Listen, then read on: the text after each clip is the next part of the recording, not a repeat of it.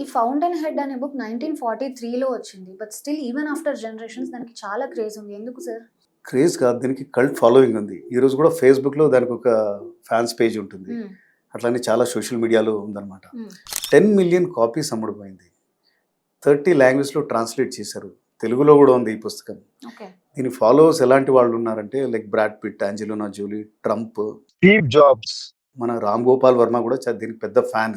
చాలా ఫోరమ్స్లో దీని గురించి డిస్కస్ చేస్తూ ఉంటారు. అయితే ఎందుకు ఇంత పాపులర్ అంటే ఇది ఆన్ ర్యాండ్ ఇండివిజువలిజం అనే ఫిలాసఫీ గురించి డిస్కస్ చేస్తుంది. ఇండివిజువలిజం అంటే ఎవరికి లొంగని వ్యక్తిత్వం అన్నమాట అలాంటిది.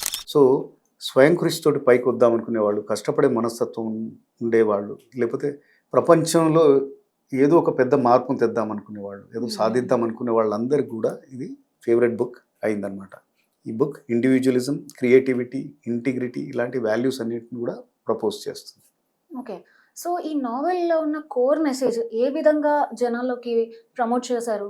ఇది ఒక కథ రూపంలో వస్తుంది. హోవార్డ్ రోర్క్ అనే అతను ఒక ఆర్కిటెక్ట్, ఆయనే హీరో అనమాట. సో ఆయనలోనే ఈ క్యారెక్టర్స్ అన్నీ ఉంటాయన్నమాట. జనరల్గా సమాజంలో అప్పుడు ఇంకా పర్టికులర్గా సొసైటీ నార్మ్స్కి కన్ఫర్మ్ కావాలన్నమాట. సమాజం ఏం చెప్తే అలానే చేయాలి, ఇది చెయ్యాలి, ఇది చెయ్యొద్దు, అది ఇది అనేది. ఈయన ఒక రెబల్ లాగా కనబడతాడనమాట. నాకు నచ్చింది చేస్తాను, నేను సొసైటీకి పనికొచ్చేదే చేస్తాను, నేను ఇలా చేయమంటే ఇలానే చెయ్యను. ఎందుకంటే అందరు కన్ఫర్మ్ అయి చేసేది ఉంటే ఇన్ని ఇన్వెన్షన్స్, డిస్కవరీస్ అన్నీ అయ్యేవి కాదు.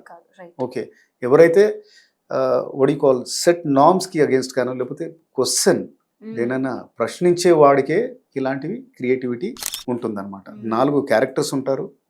సో డిఫరెంట్ వడి కాల్ ఫిలాసఫీస్ని రిప్రజెంట్ చేస్తారు. హోవార్డ్ రోర్క్ అనేవాడు ఇండివిజువలిజంని రిప్రజెంట్ చేస్తారు. ఆయన ఫ్రెండ్ పీటర్ కీటింగ్ అని ఉంటాడు. ఆయన కన్ఫార్మిటీని అనమాట, అంటే అందరితో పాటు వెళ్ళి విజయం సాధిస్తాడు, కానీ అది తాత్కాలికమే ఉంటుంది.